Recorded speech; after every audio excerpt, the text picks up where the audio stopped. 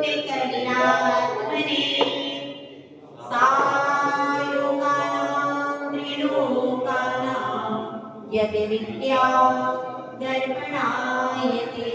पंच परमेष्टि भगवान की 1008 कुंठुनाथ भगवान की परम पूज्य आचार्य श्री समंत भद्र भगवंते की परम पूज्य आचार्य श्री आदि सागर महाराज की आचार्य श्री महावीर कीर्ति महाराज की आचार्य श्री विमल सागर महाराज की आचार्य श्री तपस्वी सम्राट सन्मति सागर महाराज की आचार्य गुरुवर सुंदर सागर महाराज की महिंसा महेश्वर धर्म की जीवाणी माता की जय बोलो परम पूज्य हरिका श्री सुभाष सुनयमती माता की जय।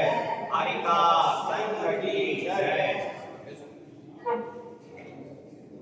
सूरज धीरे धीरे ऊपर की ओर चढ़ता है और सुबह चढ़ता है, शाम को नीचे ढल जाता है।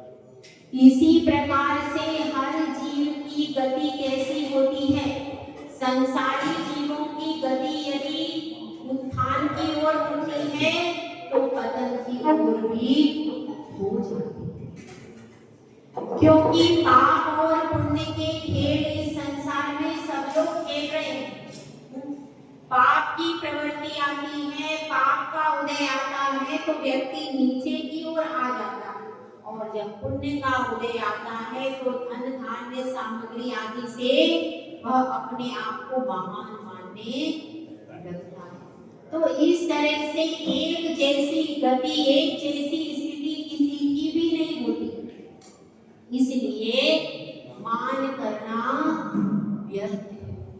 इसीलिए मान नहीं करना किसी वस्तु का, क्योंकि कोई भी वस्तु शाश्वत रहने वाली नहीं। फिर शाश्वत रहने वाला क्या है? शिष्य प्रश्न करता है, गुरुदेव शाश्वत रहने वाला क्या है? आपने सब कुछ हटा दिया, धन को कह दिया शाश्वत है, पुत्र स्त्री को हटा दिया, भवन को हटा दिया, तो फिर शाश्वत रहने वाली वस्तु कौन सी है? तो गुरुदेव इस प्रश्न के उत्तर में श्लोक नंबर 26 में बता रहे हैं कि वह वस्तु कौन सी है और कहां पर रहती है। दोनों प्रश्नों का समाधान करें। पहला प्रश्न क्या है? वस्तु कौन सी है। दूसरा प्रश्न क्या है? वह वस्तु कहां पर रहती है। देखिए, स्मयेन योन्यन्तेति धर्म स्थान गर्विताशया सोत्येति धर्ममात्मीयम् न धर्मो धार्मिकेर्विना। इसमें बताया गया है कि स्मय का अर्थ क्या होता है? मान करना, अहंकार, घमंड, इसको क्या कहते हैं? स्मय। ठीक है, ये संस्कृत का शब्द है।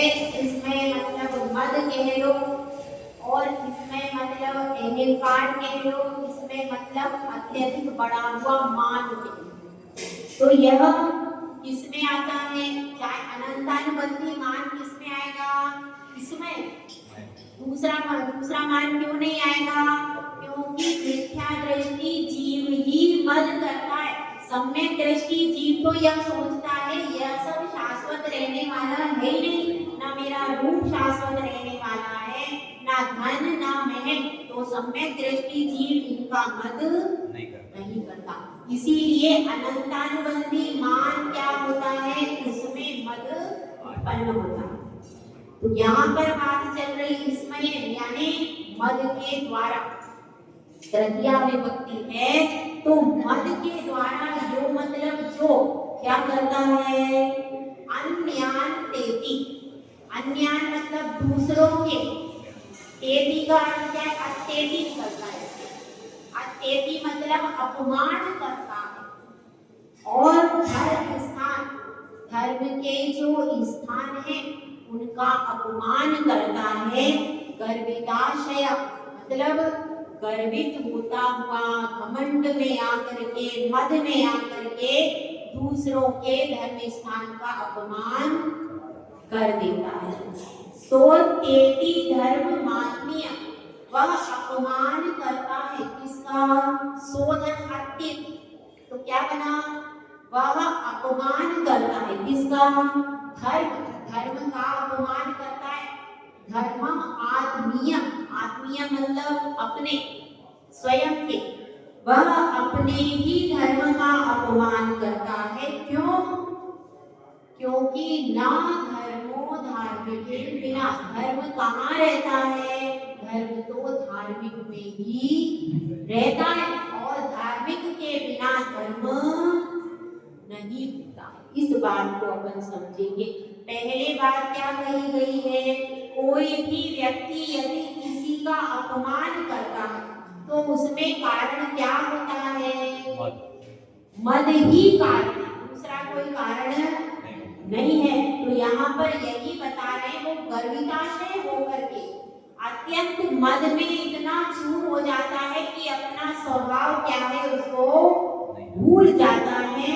और अब नीचे वाली लाइन, तो शिष्य पूछता है गुरुदेव ये सब समझ में आ गया कि वह किसका अपमान करता है? धर्म स्थान का अपमान करता है।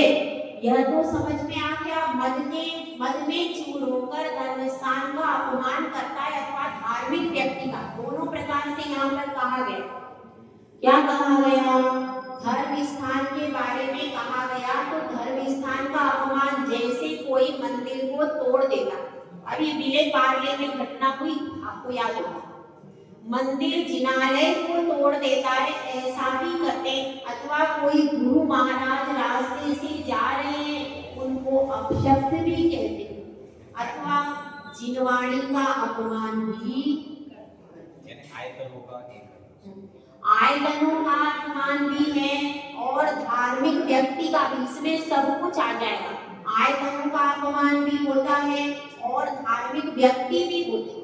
जैसे कोई मंदिर में जाता है, प्रतिदिन सम्यक दृष्टि जीव है, व्रती श्रावक, ये लोग तो घर में ही रहेंगे ना, सम्यक दृष्टि जीव है, व्रती श्रावक है, इन सबका जो अपमान कर देता है, इनको नीचा दिखाने का प्रयास करता है, तो भाई धर्म तो धार्मिक में ही रहता है, धर्म धर्मात्मा में रहता है, कहीं बाहर।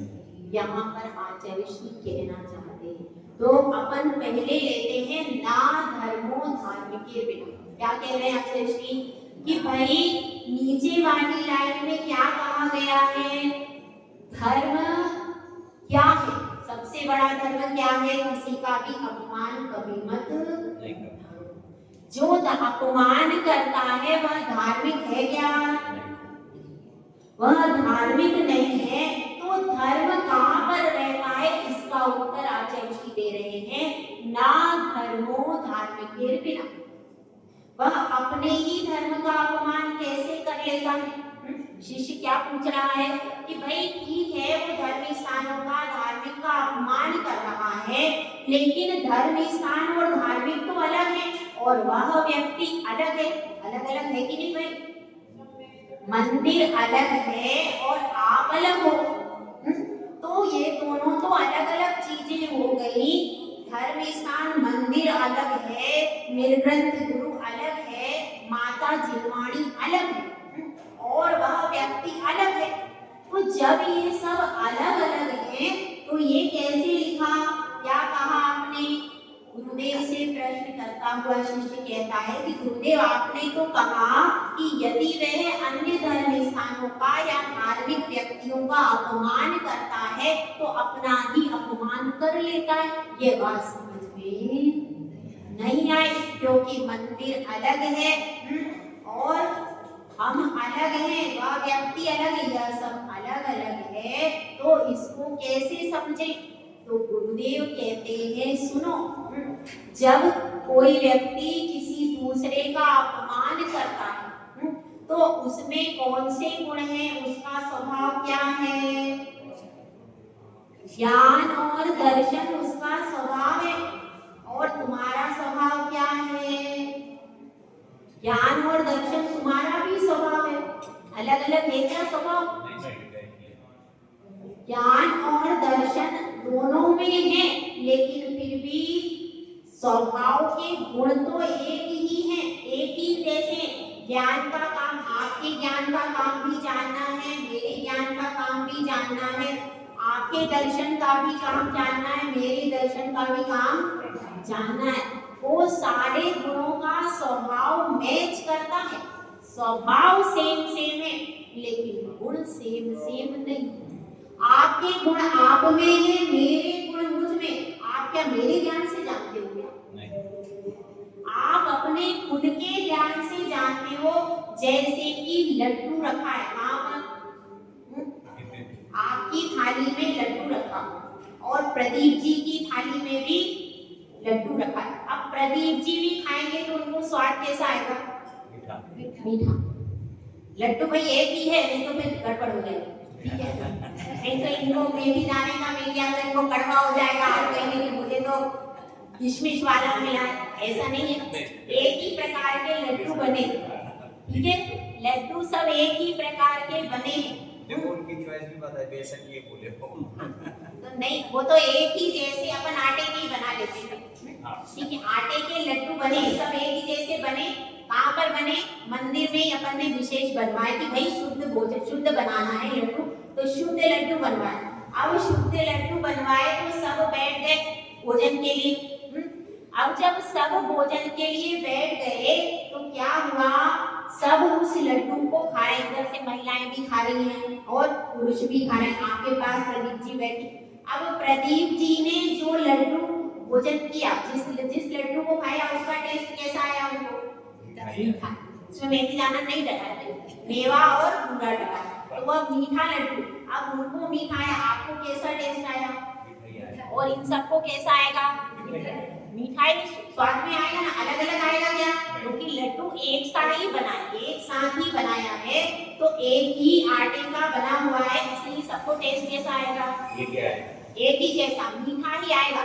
लेकिन उसके बाद भी लड्डू सबकी थाली के अलग अलग है कि नहीं? सबकी थाली में लड्डू अलग अलग है, टेस्ट कैसा आ रहा है? एक ही जैसा। टेस्ट तो सेम है, टेस्ट सारे लड्डुओं का सेम है। इसी तरह से स्वभाव सबका सेम है, पर कैसा है? सेम तो है पर एक नहीं। क्या है? अलग अलग। एक जैसा, गुण समान है, लेकिन गुण समान होते हुए भी वे गुण एक नहीं है, अनेक। समझ में आए? स्वभाव एक है लेकिन गुण अनेक है। आपके गुण अलग हैं, उनके गुण अलग हैं। इतनी सारी महिलाएं हैं, उनके भी गुण सबके अलग अलग। आपने इनकी थाली का लड्डू उठा करके नहीं खाया, खा मत लेना, वो तो प्रदीप जी नाराज हो जाए। तो ऐसा नहीं किया है, उनका लड्डू वही खा सकते। बाहर के लड्डू को तो कोई उठा के ले जा सकता है, खराब हो सकता है, लेकिन अंदर का अपना अपना लड्डू स्वयं ही सब लोग खाते हैं। अपने ज्ञान दर्शन का उपयोग कौन करता है? हम स्वयं अपने अपने का करते हैं। दूसरा कर सकता है क्या हमारे ज्ञान दर्शन का उपयोग? नहीं। हमारे ज्ञान दर्शन का उपयोग हम स्वयं ही करेंगे, दूसरा करने वाला नहीं है। इसलिए उसका उपयोग कहाँ करना चाहिए? उसका उपयोग धर्म में करना चाहिए। तो यहाँ पर बता रहे हैं, ना धर्मो धार्मिके बिना। वह धर्म कहाँ पर रहता है? वह धर्म सबकी आत्मा में रहता है। अनंत जीव है, निकोदिया में भी जीव है और सिद्धशिला पे भी जीव है। पूरे त्रसनाड़ी में और त्रसनाड़ी के बाहर एक इंद्रिय। वो त्रसनाड़ी में कौन है? द्वि इंद्रिया दया त्रसा। दो इंद्रिय से लेकर के पंचेंद्रिय जीव कहाँ पर है? त्रसनाड़ी में। और त्रसनाड़ी के बाहर में एक इंद्रिय जीव, पूरे सूक्ष्म इंद्रिय जीव पूरे विश्व में 50 भरे हुए हैं। तो जीव तो सब है, लेकिन उन सब जीवों में आत्मा है और ज्ञान दर्शन है।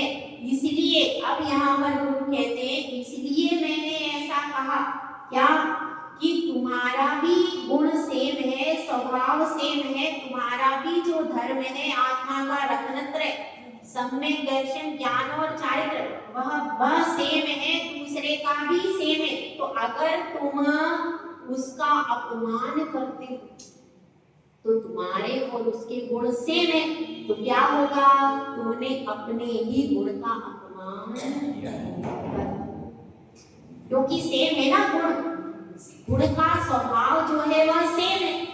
इसलिए तुमने क्या किया, अपना अपमान नहीं किया, उसका अपमान नहीं किया, अपना ही अपमान कर लिया। इस बात को और समझते हैं एक छोटे से दृष्टांत के माध्यम से। देखिए कैसे दूसरे का अपमान करने से स्वयं की नीची गति। हम सब चलते हैं कहाँ पर, मुनि सुब्रत नाथ भगवान के काल में। मुनि सुब्रत नाथ भगवान के काल में अंजना सुंदरी थी। उसने पूर्व भाव में जब वह रानी थी, उसका रूप बहुत सुंदर था, और रानी की तो रूप तो सुंदर होता ही है, स्वाभाविक है। उसके पास धन आदि भी बहुत था, राजा था तो उसके पास धन की कोई कमी नहीं थी, दास दासी की कोई कमी नहीं थी। लेकिन अब ये सब होते हुए भी उसने क्या किया कि उसकी जो साथ में दूसरी रानी थी, वह बहुत धार्मिक प्रवृत्ति थी। वह प्रतिदिन जिनालय में पूजा करती थी, अनुष्ठान करती थी, बिना भगवान के दर्शन पूजन किए बिना पानी भी नहीं पीती थी। अत्यंत धार्मिक प्रवृत्ति की थी दूसरी रानी। तो उसकी धार्मिक प्रवृत्ति देख करके इसको लगा कि यह दिन भर धर्म करती रहती है। तो उसकी धार्मिक प्रवृत्ति से इसको ईर्ष्या हो गई। जब ईर्ष्या हो गई तो इसने क्या किया, गर्विताशय, गर्व के मद में चूर हो गई। ऐश्वर्य का मद और दुख का मद, दोनों मद उसको हो गए। तो अब जब वह गर्विताशय हो गई, गर्व से चूर चूर हो गई, तो अब उसने क्या किया कि इसका ये हमेशा धर्म करती रहती है और अब इसको किसी तरह से मुझे नीचा दिखाना है, तो क्या करूं? यदि मंदिर में भगवान ही नहीं होगा तो किसकी पूजा करेगी? ठीक है, तो क्या करते, इनका मुख्य आधार क्या है पूजा करने का? यह जो मंदिर बनाया है, जिनालय बनाया है, इसके कारण ही दिन भर ये भगवान की पूजा करती है। तो अब क्या करना चाहिए, भगवान को ही यहाँ से हटा लो। तो यह पूजा किसकी करेगी, दुखी होगी। कार्य क्या था, इसको दुख देना है, इसको तकलीफ देना। तो सब लोग ऐसा ही करने का प्रयास करते, किसी का बहुत प्यारा पुत्र हो और सोचना है कि भाई इसको कैसे नीचे दिखाना है, तो लोग ऐसा करते हैं, इसको व्यसनी बना। क्या करते, ऐसी हुई है घटना, एटा की घटना है। एटा की घटना है, एक पुत्र बहुत अच्छा था, परिवार पूरा धार्मिक था, लेकिन अब वह पुत्र जाते जाते क्या हो गया, व्यसनी की संगति में चला गया। उसको जबरदस्ती व्यसन करा दिया। अब जब शराब की लत लग गई तो वह क्या हो गया, पूरा परिवार बर्बाद। तो ऐसा भी लोग करते हैं कि भाई क्या है, इस परिवार को बर्बाद कैसे करें, तो इसके पुत्र को शराब पिला दो। जब एक पुत्र बिगड़ जाएगा पूरा परिवार बर्बाद हो जाएगा। तो इससे क्या होता है, बहुत ज्यादा पाप का बंध होता है, लेकिन लोग इसको समझते नहीं। ऐसी घटनाएं आए दिन होती, इसीलिए अपनी संतान, जब आपकी संतान 13 साल से लेकर के 25-26 साल तक रहे, तब तक उसको विशेष संभालना, और उसके बाद भी नौकरी करने के बाद भी ऑफिसर के साथ में मीटिंग होती भाई, यहाँ तो दोनों चीज चलती है। कौन सी दोनों चीज, वो भी और शराब भी। जब कोई बड़े बड़े अफसर, या तो वो अफसर वालों के यहाँ चला जाए अथवा नेता के यहाँ चला जाए, नेता वाले मार्ग में यदि कोई चला गया तो वह व्यसनी हो ही जाता है, क्योंकि वे सब व्यसनी होते हैं, भ्रष्ट होते हैं। तो ऐसे माहौल में यदि कोई चला जाता है तो भले ही वो 25-26 साल तक भी आपने संभाल के रखा, उसके बाद उसके संतान भी उत्पन्न हो गई, उसके बाद भी यदि बच्चा उन संगति में चला जाता है तो बड़े होने के बाद भी उनके घर में कोई ना कोई व्यसन आ जाता है। आप ये अभी बड़े बड़े इंजीनियरिंग कॉलेज है ना, आईआईटी वगैरह जो है, हाँ। वहाँ दोनों मेस रहती है, यानी मेस ही मांसाहारी रहती है। बड़े बड़े जितने भी आईआईटी कॉलेज है, बड़े बड़े आईआईएम के, एमबीबीएस के कॉलेज, कंपलसरी नॉनवेज है वहाँ पर। अभी पढ़ना भी मुश्किल हो गया, अगर वहाँ फ्री में लग जाता है नंबर तो कैंटीन में मिलता ही मिलता है। तो ऐसी परिस्थिति है, उस परिस्थिति में यदि आपने बचपन से संस्कार दिए तो वो तो बच्चे को घृणा होगी। अगर अपने बच्चे को पहले ही घृणा करवा दी, ये तो गलत है, ये गलत है, उसके अंदर अच्छे से भर दिया तो वो घृणा करेगा और वहाँ जाएगा नहीं, भले भूखा रह जाएगा, पानी पी के रह जाएगा, लेकिन खाएगा। और आपने कुछ सिखाया ही नहीं, कुछ संस्कार नहीं दिए, ऐसे ही भेज दिया तो जैसी संगति होगी वैसा कर लेगा। तो संस्कार पहले किसको देना है? माता पिता का कर्तव्य है, परिवार का कर्तव्य है कि उसको संस्कारित करके भेजो। जब आप बच्चा संस्कारित होगा तो वह कैसे भी अपने लिए व्यवस्था कर देगा। तो यहाँ पर बात चल रही है, अब उसने क्या किया, प्रतिमा को उठा लिया और उठा करके पिछवाड़े में कहीं पर रख दिया। अब उसको बहुत दुख हुआ क्योंकि उसका तो जीवन ही भगवान थे, वो तो बहुत धार्मिक थी। अब उसको बहुत दुख हुआ, तो इसको क्या लगा, देखो अब इसका मजा आया, अब देखो मैंने इसकी प्रतिमा छुपा दी, अभी कितनी रो रही है, दुखी हो रही है, तो अब ये दुखी हो रही है, अब ये अच्छा हो गया, ऐसा उसने सोच लिया। अब क्या अच्छा हो पाया? क्या उसकी उन्नति हुई? क्या उसने दूसरे धार्मिक, पहली बात तो अनंत देव का अपमान किया। तो अनंत देव कौन है? धर्म के स्थान, धर्म के आयतन, उनके पास केवल ज्ञान है। जो हमारे पास ज्ञान गुण है उसकी उत्कृष्ट पर्याय से समन्वित है। और ये प्रतिमा जी में भी पूरे संस्कार किए जाते हैं गुरुओं के द्वारा। 5 दिन तक जो गुरु होते हैं बहुत साधना करते हैं, उनकी बहुत साधना रहती। हमने खुद गुरुदेव को देखा है, जब पंच कल्याण प्रतिष्ठा होती है तो रात्रि भर भी बिल्कुल विश्राम नहीं लेते, प्रति समय भाई अच्छे से पंच कल्याण हो जाए। मूर्ति में जब संस्कार देते हैं तो ज्यादा मूर्तियां घंटों खड़े रहते हैं गुरुदेव, घंटों खड़े रह के आपको लगता है बस प्रतिमा में ऐसे ही संस्कार हुए, नहीं, घंटों। और संघ में यह नियम है, सारी प्रतिमाएं, यदि 1000 प्रतिमाएं भी हैं तो गुरुदेव खुद या मुनियों के द्वारा उन सारी प्रतिमाओं में संस्कार करते हैं। कुछ जगह ऐसा भी होता है कि खाली पुष्प क्षेपण कर देते हैं, लेकिन हमारे संघ में ऐसा नहीं है। यहाँ पर तो सारी प्रतिमाओं को मुनिराज संस्कार देंगे अथवा गुरुदेव खुद जाकर संस्कार। ऐसा ही दीक्षा में भी है, दीक्षा में भी कहीं पुष्पांजलि हो जाती है। तो ऐसा यहाँ नहीं, पूरे संस्कार स्वयं जाकर के करते और उसमें घंटों लग जाते हैं खड़े, क्योंकि मूर्ति तो ऊंची होती है, वहां कहीं बैठने की व्यवस्था थोड़ी बनती है। सब खड़े होकर के 2-2, 3-3 घंटे खड़े होकर के केवल ज्ञान के समय भी, उसके बाद जन्म कल्याण के समय भी, सारे संस्कार जब गुरुदेव करते हैं तो उस समय उनको क्या होता है, बहुत घंटों खड़े रह करके उनकी विशेष साधना हो जाती है। पंच कल्याणक में आप लोग नहीं जानते हैं कि मुनिराजों की कितनी साधना।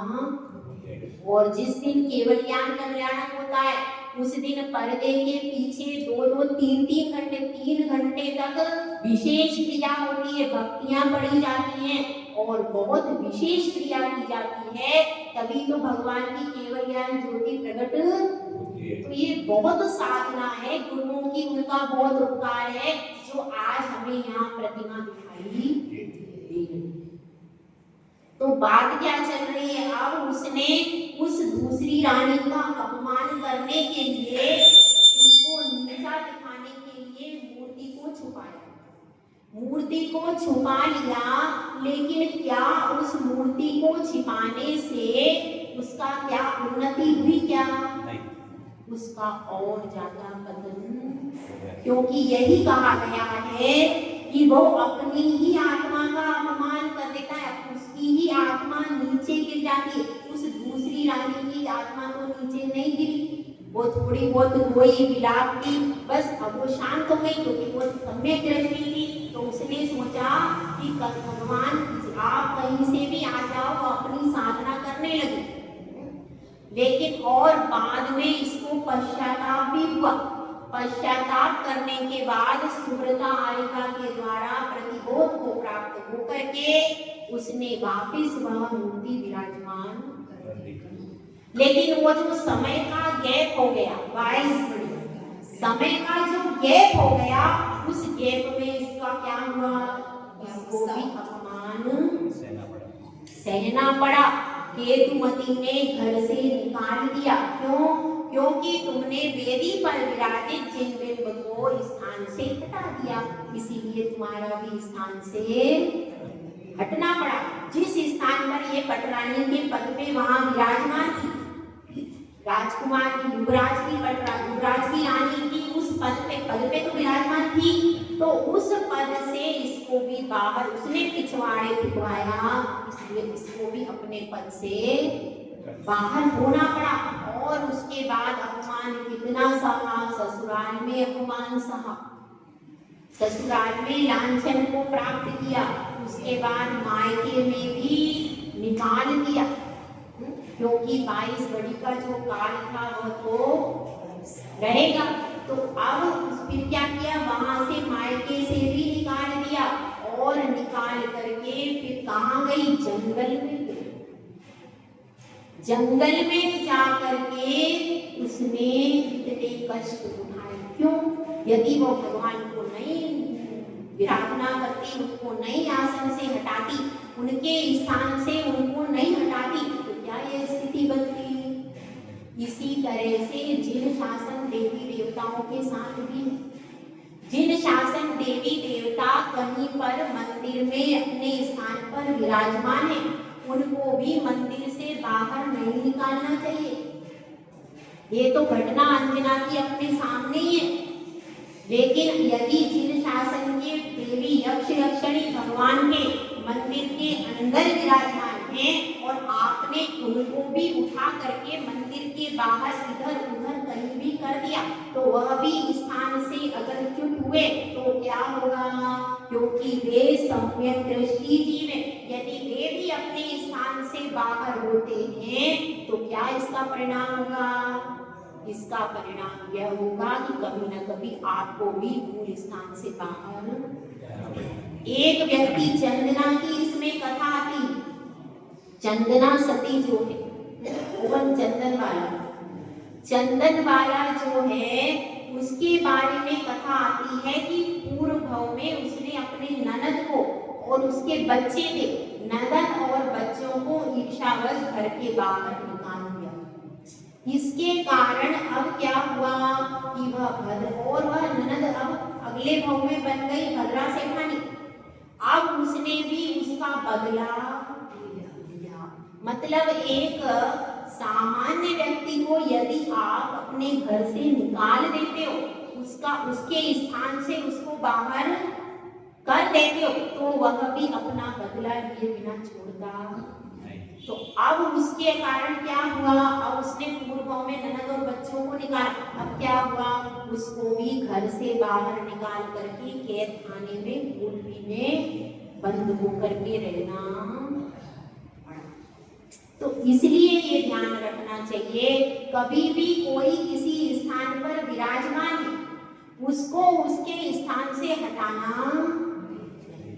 जो जहां मंदिर में पूर्व से और सालों से विराजमान है, तो अब उसको उसके स्थान से हटा करके, हाँ ऐसा हो सकता है जैसे ये वेदी की पर यहाँ विराजमान है, तो आप उनको नई वेदी बना रहे हो, तो उसकी विधिवत उनका अर्घ समर्पण आदि करके, विधिवत उनका सम्मान करके और फिर क्या करते हैं, फिर विराजमान करते हैं। यह हमारे कहाँ की घटना है? श्रावस्ती की घटना है। क्षेत्रपाल जी को दूसरी जगह पर विराजमान करना, तो क्या हुआ? किसी व्यक्ति ने डायरेक्ट उठाना चाहा तो बाहर फेंक दिया। बाहर टिका गया वो व्यक्ति, फिर क्या हुआ, फिर गुरुदेव आए, फिर उन्होंने एक व्यक्ति को बुलाया विधिवत, और उस व्यक्ति ने उनसे क्षमा मांगी, और क्षमा मांग करके फिर दोबारा उनकी अर्घ समर्पण किया, तब जाकर के वो एकदम फूल जैसे उठ गए।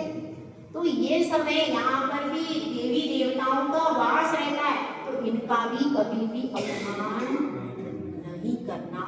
तो इससे, क्योंकि अपने छोटे से सामान्य व्यक्ति का, ये अपने चंदनवाला की कहानी सुनाई ना, वो तो सामान्य थी ना, उसका भी यदि अपमान कर देते हैं, उसको भी अपने स्थान से हटाते हैं, तो वह भी अगले भाव में बदला लेता है। तो फिर ये तो धर्म के स्थान है, तो इनके प्रति यदि हम ऐसा कार्य करेंगे तो उसका परिणाम क्या होगा, तो अपने ही धर्म का अपमान होगा, नीची गति में जाना देगा। तो यदि हमें अपना अपमान नहीं करवाना, तो कभी भी किसी भी धर्म स्थान का, जिन आयतन में आते हैं, सब में वितरागी देव और उनके मानने वाले सेवक, तो ये कौन है, यक्ष यक्षिणी, उनके सेवक हैं, तो उनका भी अपमान नहीं करना चाहिए।